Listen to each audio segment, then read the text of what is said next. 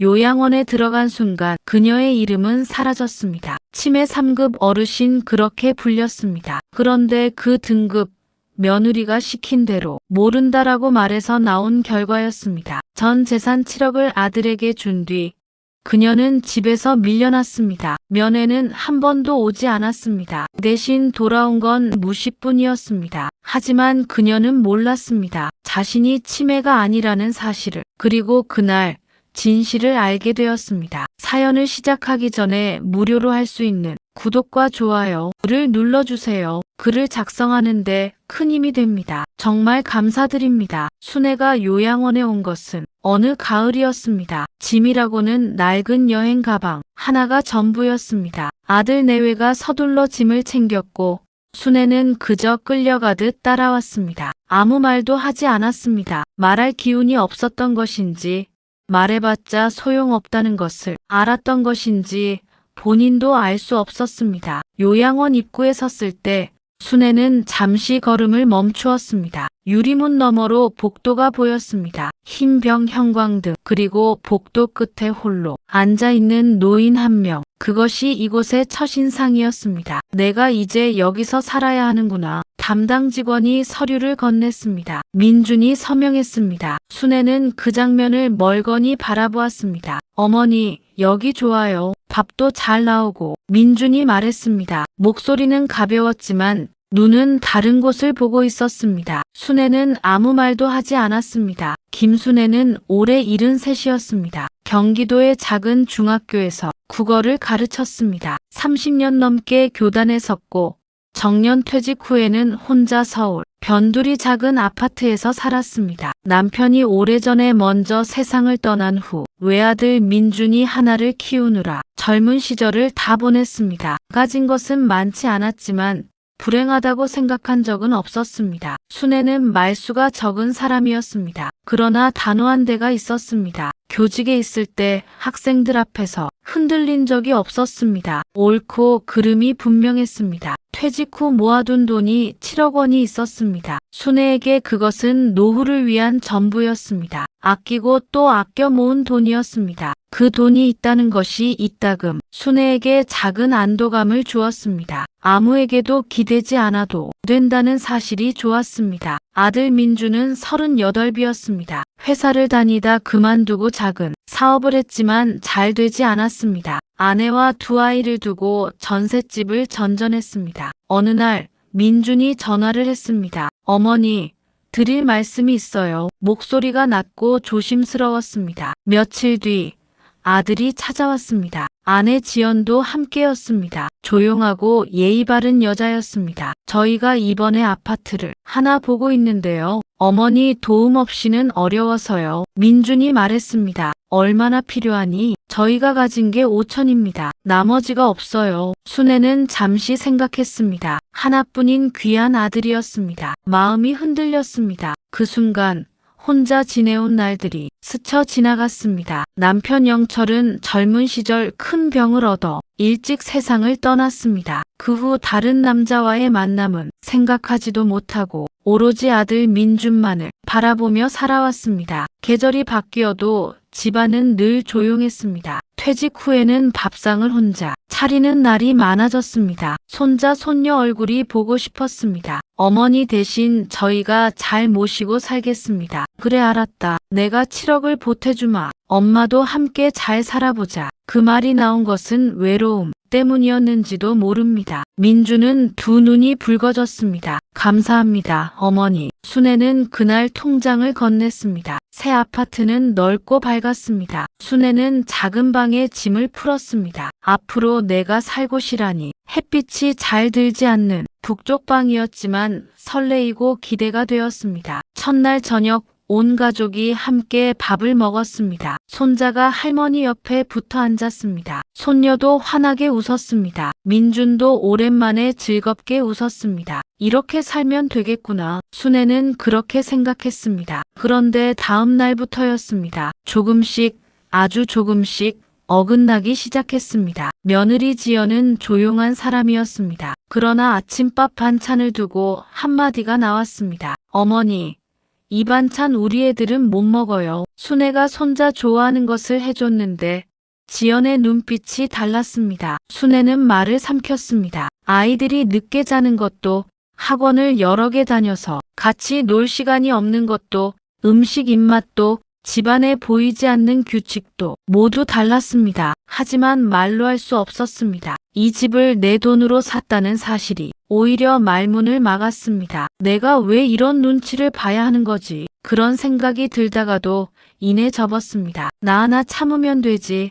조금 불편할 뿐이라고 생각했습니다. 아들의 얼굴을 보면 위로가 되고 그냥 참을 수 있었습니다. 그렇게 계절이 한번 바뀌었습니다. 가을이 되던 어느 날 지연이 말했습니다. 어머니, 요즘 자꾸 같은 말을 반복하시는 것 같아요. 한번 검사해 보시는 게 좋을 것 같아요. 순애는 순간 당혹스러웠습니다. 나는 멀쩡한데 그래도 연세가 있으시잖아요. 확인차로요. 지연의 목소리는 다정했습니다. 그러나 순애의 마음에는 이상하게 작은 가시 하나가 박혔습니다. 그날 밤 순애는 오래도록 잠을 이루지 못했습니다. 창밖에 가로등 불빛이 흘러들었습니다. 별일 아니겠지. 순애는 스스로에게 말했습니다. 그러나 그 검사가 자신의 삶을 완전히 바꿔놓을 것이라는 사실은 그때는 알지 못했습니다. 병원은 크고 낯설었습니다. 순애는 지연 옆에 앉아 접수를 기다렸습니다. 흰 가운을 입은 사람들이 바쁘게 오갔습니다. 차가운 공기 속에 소독약 냄새가 났습니다. 대기실 한켠에서는 어떤 노인이 잠들어 있었습니다. 고개가 한쪽으로 기울어 있었습니다. 순애는 그 모습을 보다가 눈을 돌렸습니다. 왜 이런 데까지 와야 하는지 모르겠어. 순애가 작게 중얼거렸습니다. 지연은 웃으며 대답했습니다. 요즘 어르신들 다 해요. 미리미리 확인하는 거예요. 순애는 입을 다물었습니다. 검사실은 작은 방이었습니다. 흰 책상, 의자 2개. 벽에는 아무 그림도 없었습니다. 간호사가 앉아 서류를 들고 있었습니다. 지연도 함께 들어왔습니다. 검사가 시작되기 전 지연이 순애의 귀에 가까이 얼굴을 대었습니다. 어머니, 모르는 게 있으면 그냥 모른다고 하세요. 그래야 등급이 나와요. 등급이 나와야 정부 지원도 받고 이것저것 편해져요. 순애는 그 말의 뜻을 금방 이해하지 못했습니다. 무슨 등급? 요양 등급이요. 있으면 여러모로 좋아요. 지연의 얼굴은 평온했습니다. 도와주려는 것처럼 보였습니다. 순애는 고개를 갸웃하면서도 더 묻지 않았습니다. 검사가 시작되었습니다. 오늘 날짜가 어떻게 되세요? 순애는 알고 있었습니다. 머릿속에 분명히 있었습니다. 그런데 지연의 말이 귓가에 맴돌았습니다. 잠깐의 침묵이 있었습니다. 모르겠습니다. 작은 목소리였습니다. 간호사가 다음 질문으로 넘어갔습니다. 지연은 옆에서 조용히 앉아 있었습니다. 눈이 마주치자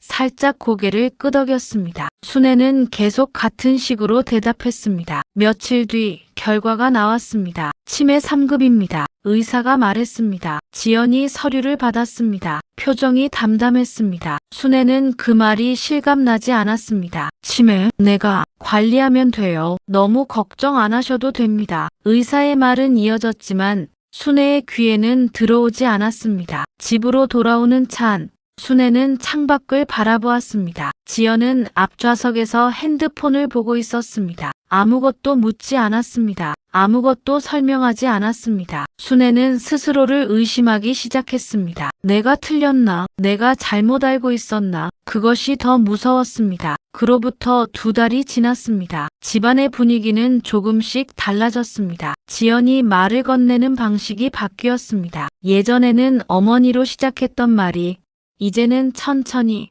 또박또박 마치 어린아이를 대하듯 이어졌습니다. 어머니, 약 드셨어요? 어머니, 거기 앉아 계세요. 제가 할게요. 순애는 그 말들이 쌓일수록 답답했습니다. 자신이 무능한 사람이 되어가는 기분이었습니다. 순애가 며느리에게 말했습니다. 내가 왜 약을 먹어야 하니? 의사 선생님이 꾸준히 챙겨 드셔야 한다고 했어요. 순애가 약을 억지로 받아먹던 어느 날, 며느리는 민준에게 더 이상 못 참겠다며 아이들을 데리고 친정으로 가버렸습니다. 민준 씨 아이들과 당분간 친정에 있을게요. 민준은 야근 근무를 하다가 집으로 헐레벌떡 뛰어왔습니다. 어머니 하준이 엄마와 무슨 일이 있으셨어요? 순애는 할 말이 없었습니다. 며느리는 아이들과 일주일이 넘도록 집으로 돌아오지 않았습니다. 순애는 이해할 수가 없었습니다. 어느 저녁 민준이 밥상 앞에서 조심스럽게 말을 꺼냈습니다. 어머니,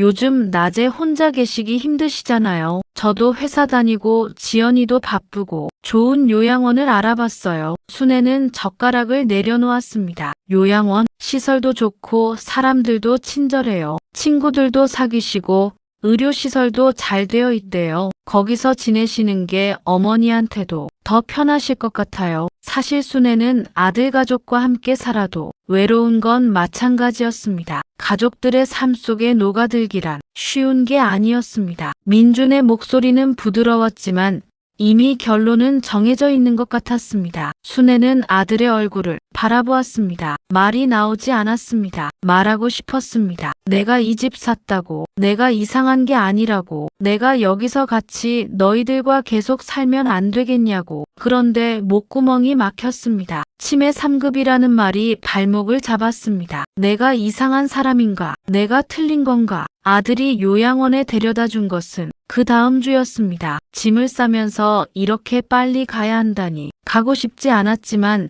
어쩔 수가 없었습니다. 순애는 주저앉을 것 같은 현기증이 느껴졌습니다. 눈물이 나오려는 걸 겨우 참았습니다. 짐을 챙기는 손과 발이 가늘게 떨려왔습니다. 마치 내 집에서 억지로 쫓겨 나는 것 같았습니다. 다시는 돌아올 수 없을 것 같은 예감이 들었습니다. 그것도 내가 가장 사랑하는 아들에게. 그 아들이 가라고 하니 가야 했습니다. 순애는 아무 말도 하지 않았습니다. 손자 하준이 방에 들어왔습니다. 할머니, 또 오세요. 순애는 그 말에 가슴이 아팠습니다. 나는 가족이 아니었구나 하는 생각에 슬픔이 밀려오고 눈물이 왈칵 날 것 같았습니다. 순애는 아이의 머리를 쓰다듬었습니다. 손이 바르르 떨렸습니다. 그래, 또 오마. 요양원 입구에서 차에서 내린 민준이 말했습니다. 자주 올게요, 어머니. 순애는 고개를 끄덕였습니다. 그러나 무언가 단단히 잠겨버리는 느낌이 들었습니다. 방으로 안내받으면서 직원이 말했습니다. 치매 3급 어르신이시죠? 이쪽으로 오세요. 그 말이 가슴을 찔렀습니다. 이름이 아니었습니다. 등급이었습니다. 순애는 방에 들어와 침대에 앉았습니다. 아침까지 내 집에 있었는데 내가 왜 여기에 있어야 하는 거지? 창밖으로 흐린 하늘이 보였습니다. 하늘이 그렇게 슬퍼 보인 것은 처음이었습니다. 내가 정말 이상한 사람인가? 그 질문이 밤새 순애의 머릿속에서 떠나지 않았습니다. 요양원에서의 하루하루는 비슷했습니다. 아침 6시에 기상했습니다. 식당에서 밥을 먹었습니다. 오전에는 체조가 있었고 오후에는 TV가 켜진 큰 방에서 시간을 보냈습니다. 저녁이 되면 약을 받아먹고 방으로 들어갔습니다. 그것이 전부였습니다. 순애는 그 일과에 끼어들지 못했습니다. 그냥 앉아 있었습니다. 창밖을 바라보거나 천장을 바라보거나 복도를 걷다가 직원이 말했습니다. 어르신,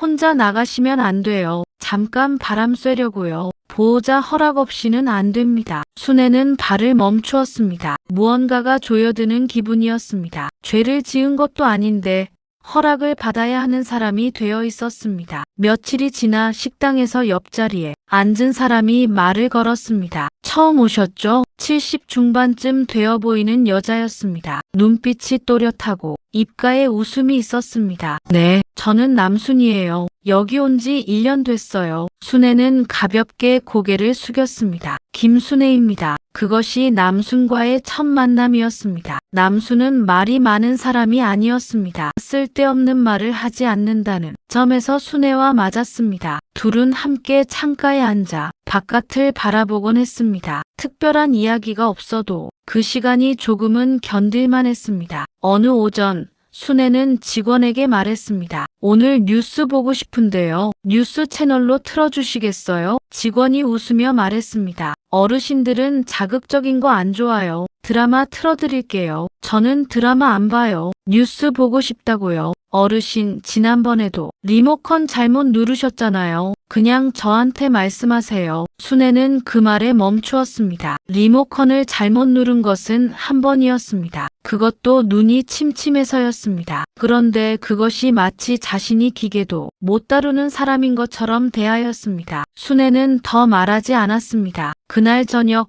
남순이 조용히 물었습니다. 많이 답답하죠? 나는 멀쩡한데 자꾸 이상한 사람 취급을 해요. 남순이 잠시 아무 말도 하지 않았습니다. 그리고 천천히 말했습니다. 여기서는 치매 등급으로 사람을 대하는 것 같아요. 그 말이 순애의 가슴에 꽂혔습니다. 맞았습니다. 이곳에서 자신은 이름이 없었습니다. 김순애가 아니었습니다. 치매 3급이었습니다. 아들 민준이 면회를 온 것은 입소한 지 얼마 지나지 않아서였습니다. 순애는 면회실에서 아들을 기다렸습니다. 민준이 들어왔을 때 손에 과일 봉지가 들려 있었습니다. 어머니, 잘 지내시죠? 순애는 바로 말했습니다. 나 여기서 나가고 싶다. 여기 있을 곳이 못 되는 것 같아. 민준의 표정이 굳었습니다. 갑자기요? 조금 더 계시면 적응되실 거예요. 적응하고 싶지 않아. 나는 멀쩡하다고. 어머니 치매 3급이잖아요. 그 말에 순애는 입을 다물었습니다. 민준의 눈빛에 미안함이 있었습니다. 그러나 물러설 기미도 없었습니다. 여기가 어머니한테 더 안전해요. 조금만 계시다 보면 괜찮아지실 거예요. 순애는 아들을 바라보았습니다. 그 얼굴이 낯설게 느껴졌습니다. 내가 낳은 아들인데,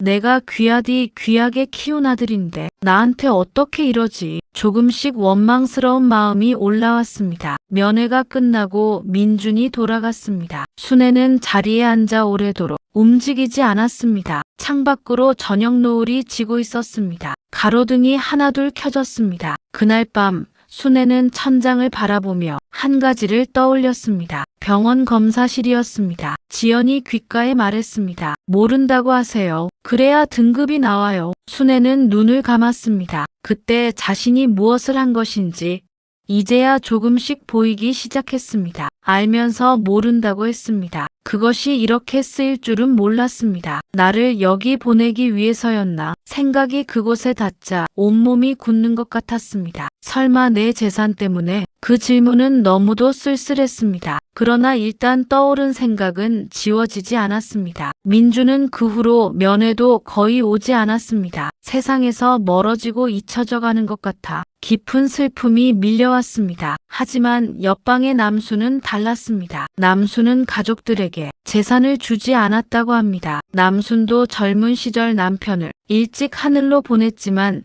자식들에게 짐이 되기 싫어서 스스로 살던 집을 정리하고 요양원에 들어왔다고 했습니다. 아들과 딸이 결혼하여 손자 소녀를 데리고 주말마다 남순을 찾아왔습니다. 올 때마다 몸에 좋은 음식이며 옷, 요양원에 필요한 물건들을 선물로 두고 갔습니다. 직원들 또한 남순을 대하는 태도가 남달랐습니다. 남순의 작은 요구에도 함부로 하지 못하였습니다. 순애는 그런 남순을 부러운 눈으로 바라볼 수밖에 없었습니다. 어느 날 순애는 눈을 떴습니다. 천장에 얼룩이 보였습니다. 밖에서 누군가 기침하는 소리가 들렸습니다. 이 안에서 스스로 증명해야 했습니다. 내가 멀쩡하다는 것을. 그 결심이 조용히 그러나 분명하게 자리를 잡았습니다. 다음 날 아침 순애는 남순 옆에 앉았습니다. 식판을 받아들며 순애는 천천히 말했습니다. 남순 씨, 나 다시 검사를 받고 싶어요. 남순이 국을 뜨다 멈추었습니다. 치매 검사요? 제대로 다시 받고 싶어요. 그때는 제가 잘못 대답했어요. 남순은 순애를 바라보았습니다. 그 눈빛에 무언가를 가늠하는 빛이 있었습니다. 억울하신 거죠. 순애는 고개를 끄덕였습니다. 남순이 잠시 생각하더니 말했습니다. 방법이 아예 없는 건 아니에요. 본인이 원하면 재검사 요청할 수 있어요. 어떻게 하면 돼요? 시설장한테 직접 말씀하세요. 본인 의사가 중요해요. 힘드시면 저도 함께 가줄게요. 그 말이 순애에게는 반드시 통과해야 살 수 있는 작은 문처럼 보였습니다. 그날 오후 남순과 순애는 시설장을 만났습니다. 조용한 사무실이었습니다. 시설장은 50대 여성이었습니다. 말이 적고 무표정한 얼굴이었습니다. 어르신, 무슨 일로 오셨어요? 순애는 자리에 앉아 또렷하게 말했습니다. 인지 기능 재검사 받고 싶습니다. 시설장의 표정이 미묘하게 바뀌었습니다. 재검사는 왜요? 처음 검사할 때 제대로 하지 못했습니다. 제가 알면서 모른다고 했습니다. 이유가 있었어요. 시설장은 서류를 들여다보았습니다. 보호자와 상의하셔야 할 것 같습니다. 순애는 흔들리지 않았습니다. 저는 성인입니다. 제 판단을 스스로 할 수 있어요. 본인이 요청하면 받을 수 있는 것 아닙니까? 시설장이 남순과 순애를 번갈아 바라보았습니다. 그리고 말했습니다. 알겠습니다. 절차 알아보겠습니다. 대신 입소할 때 지불하신 모든 비용은 환불은 안 됩니다. 검사 비용도 본인 부담이십니다. 동의하시나요? 동의합니다. 네, 그럼 도와드리겠습니다. 남순과 순애는 시설장 사무실을 나오며 손을 맞잡았습니다. 그것만으로도 남순에게 고마웠습니다. 재검사 날짜가 잡히기까지 2주가 걸렸습니다. 그 사이 민준에게 전화가 왔습니다. 어머니, 재검사를 왜 요청하신 거예요? 순애는 조용히 말했습니다. 이제는 면회도 안 오는 거니? 나 지금 멀쩡하니까 다시 받아봐야겠다. 어머니, 민준아, 나는 너를 원망하는 게 아니야. 그냥 내가 누구인지 다시 확인하고 싶어. 그리고 나 여기서 나가야겠다. 네가 해주지 않으니 내가 해야겠다. 전화기 너머로 민준의 긴 침묵이 흘렀습니다. 민준이 천천히 말하였습니다. 어머니, 저는 대단한 걸 바란 게 아니었어요. 그저 안전한 보금자리가 필요했던 것뿐입니다. 그게 죄는 아니잖아요. 검사는 어머니 뜻대로 하세요. 재검사는 병원에서 이루어졌습니다. 이번에는 순애 혼자 들어갔습니다. 검사실 안으로 들어가자 의사가 서류를 펴놓고 앉아 있었습니다. 시작할게요. 오늘 날짜가 어떻게 되세요? 순애는 망설이지 않았습니다. 2026년 3월 14일입니다. 목소리가 떨리지 않았습니다. 그 다음 질문도 순애는 알고 있는 것을 또렷하게 말했습니다. 모르는 것은 모른다고 했지만 아는 것은 분명히 말했습니다. 검사가 끝날 즈음 의사가 고개를 들었습니다. 요양원에서 많이 답답하셨겠어요. 특별히 문제될 만한 것은 없을 것 같습니다. 그 말에 순애는 눈물이 날 것 같았습니다. 그러나 참았습니다. 어르신은 치매 아닙니다. 인지 기능 정상입니다. 의사의 말을 듣는 순간 순애는 입을 꽉 다물었습니다. 콧속이 쨍해지는 기분이었습니다. 그렇지. 당연한 결과지. 나는 멀쩡했어. 소견서를 손에 쥐었을 때 종이가 조금 구겨질 만큼 힘이 들어갔습니다. 요양원으로 돌아오는 길, 창밖으로 가로수가 스쳐 지나갔습니다. 하늘이 구름 한 점 없이 맑고 깨끗했습니다. 남순이 방으로 찾아왔습니다. 검사 결과 어떻게 됐어요? 모든 것이 정상이래요. 잠시 침묵이 흐르더니 남순이 말했습니다. 정말 진심으로 축하해요. 맞아요. 순애 씨는 처음부터 멀쩡했다니까요. 내가 한눈에 알아봤잖아요. 순애는 그 말에 처음으로 웃었습니다. 그날 저녁 남순과 나란히 창가에 앉았습니다. 순애는 괘씸한 생각이 들었습니다. 하나뿐인 귀한 아들 키워낸 대가가 이런 것이라니. 모든 것을 되돌리고 싶었습니다. 재산을 되찾고 싶어졌습니다. 남순이 말했습니다. 순애 씨, 원한다면 아드님에게서 재산도 다시 찾을 수 있어요. 그러려면 변호사와 상의하셔서 소송하세요. 순애는 잠시 말이 없었습니다. 이 나이에 소송이라는 말이 낯설었습니다. 제가 할 수 있을까요? 그럼요. 병원 검진도 받으셨잖아요. 할 수 있어요. 억울하시잖아요. 아무리 귀한 아드님이라도 멀쩡한 자기 엄마를 요양원에 보내고 면회도 잘 오지 않으면서 적응해서 살라니 말이 안 되잖아요. 나중에 자기가 한번 살아보라지. 정말 힘든 일 겪으셨잖아요. 그리고 여기서 나가면 살 곳은 있어야 하잖아요. 순애는 고개를 들었습니다. 창밖에 별이 보였습니다. 도심의 흐릿한 하늘이었지만 분명히 별이 있었습니다. 난 다시 돌아가야 해. 반드시 내 삶 속으로 오랫동안 잊고 있었던 것이 떠올랐습니다. 젊은 시절 교단에 서던 날들이 있었습니다. 학생들 앞에서 가르치던 멋진 자신이었습니다. 흔들리지 않던 자신이었습니다. 그 순애가 아직 멀쩡히 여기 있었습니다. 소송하겠습니다. 그 말은 짧았지만 단호했습니다. 소송은 긴 싸움이었습니다. 변호사는 젊은 여성이었습니다. 말이 빠르고 논리가 명확했습니다. 첫 만남에서 순애의 이야기를 다 듣고 나서 말했습니다. 충분히 재산을 되찾으실 수 있어요. 통장이체 내역이 있으시면 돼요. 순애는 변호사 말대로 서류를 모으고 진술서를 썼습니다. 병원 기록을 다시 확인했습니다. 재검사 소견서가 핵심이었습니다. 검사 당일 지연이 함께 들어왔다는 기록도 있었습니다. 하나하나 모였습니다. 아들 민주는 법정에서 끝까지 부인했습니다. 돈은 어머니가 자발적으로 원하셔서 주신 겁니다. 치매 판정도 의사 소견이었고요. 법정은 조용했습니다. 순애는 증인석에 앉아 또박또박 말했습니다. 아들이 먼저 재산을 합치자고 제안했었고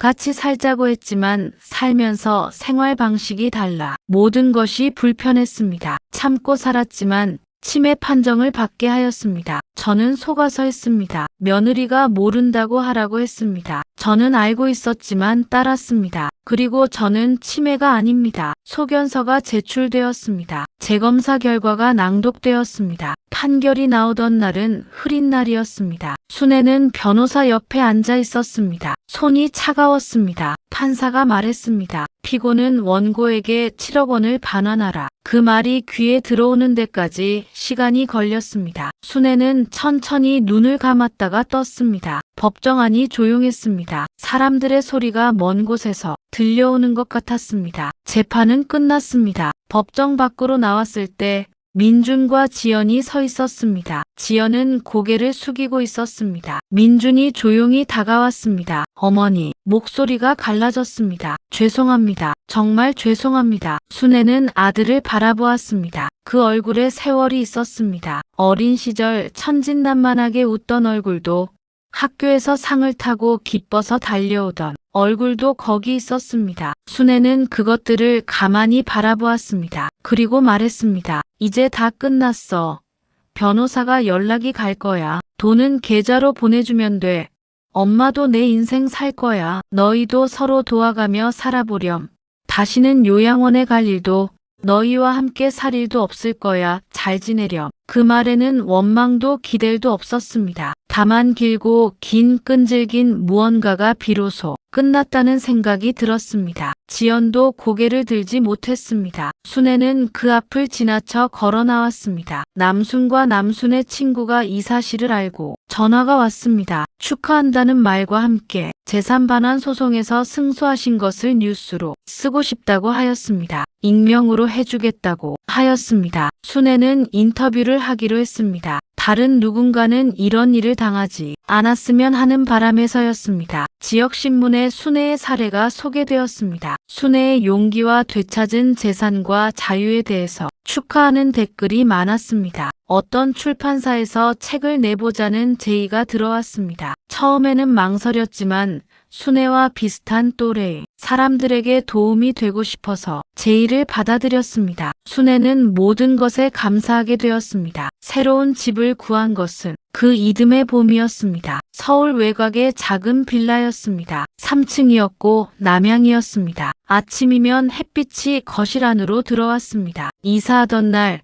순애는 짐을 정리하다가 오래된 사진을 발견했습니다. 교직 시절 사진이었습니다. 학생들과 함께 찍은 것이었습니다. 순애가 웃고 있었습니다. 젊고 예쁜 때였습니다. 세월은 많은 걸 바꿔놓았지만 눈빛만은 그때처럼 빛나고 있었습니다. 순애는 그 사진을 책상 위에 놓았습니다. 내가 가장 예쁠 때가 여기 있었구나. 그 생각이 마음을 따뜻하게 했습니다. 문화센터에 등록한 것은 그 주였습니다. 처음 수업에 들어가던 날 강사가 수강생들에게 차례로 물었습니다. 성함이 어떻게 되세요? 사람들이 하나하나 이름을 말했습니다. 순애의 차례가 왔습니다. 순애는 고개를 들어 앞을 바라보며 또렷하게 말했습니다. 김순애입니다. 강사가 웃으며 말했습니다. 반갑습니다. 순애 씨. 그 인사가 이상하리만큼 반가웠습니다. 순애는 가슴 어딘가가 뭉클해지는 것을 느꼈습니다. 남순과는 가끔 전화를 했습니다. 순애 씨 요즘 어때요? 좋아요. 모든 것이 제자리를 찾았어. 남순 씨 덕분이에요. 다 잘 되어서 다행이네요. 순애 씨가 용기를 내었기 때문이에요. 축하해요. 건강히 잘 지내길 바래요. 작은 안부였습니다. 그러나 그것으로 충분했습니다. 두 사람은 서로를 잘 알았습니다. 남순도 요양원을 나와 순애가 사는 동네로 집을 구했습니다. 둘은 자주 만나며 산책도 하고 밥도 먹고 커피도 마시면서 서로에게 친구가 되어 주었습니다. 많은 말이 필요하지 않았습니다. 어느 날 오후 순애는 창가 의자에 앉아 책을 읽고 있었습니다. 바깥에서 바람 소리가 들렸습니다. 멀리 아이들이 떠드는 소리도 났습니다. 순애는 출판사에 보낼 책글을 정리하다가 눈을 들어 창밖을 바라보았습니다. 하늘이 맑았습니다. 문득 지난 일들이 떠올랐습니다. 병원 검사실, 요양원 복도, 법정안, 그 모든 것이 꿈처럼 느껴졌습니다. 그러나 꿈이 아니었습니다. 그 모든 것을 지나서 지금 여기에 있었습니다. 그 과정에서 순애를 도와준 사람들이 생각났습니다. 충분히 손을 내민다면 도와줄 사람들이 있었습니다. 내가 무엇을 바랬던가, 너무 큰 행복을 바랐던가, 다시 되찾은 지금의 삶이 너무 소중하게 느껴졌습니다. 순애는 낮게 혼자 말했습니다. 자식이 아무리 소중해도 재산은 살아있을 때 절대 다 주면 안 되지요. 그저 살면서 알게 된 것이었습니다. 삶이 가르쳐준 가장 값비싼 수업료를 내고 얻은 깨달음이었습니다. 저녁이 되었습니다. 순애는 부엌에서 밥을 지었습니다. 된장찌개를 끓였습니다. 혼자 먹는 밥이었지만 정성을 들였습니다. 밥상을 차리고 앉았습니다. 창밖으로 노을이 물들었습니다. 주황빛이 벽에 번졌습니다. 순애는 숟가락을 들었습니다. 그리고 천천히 밥을 먹었습니다. 그것으로 충분히 감사하고 행복했습니다. 창밖으로 저녁별이 하나 떴습니다. 순애는 그것을 바라보다가 다시 밥을 먹었습니다. 오늘도 내일도 이렇게 행복하게 살아갈 것이었습니다. 김순애라는 이름으로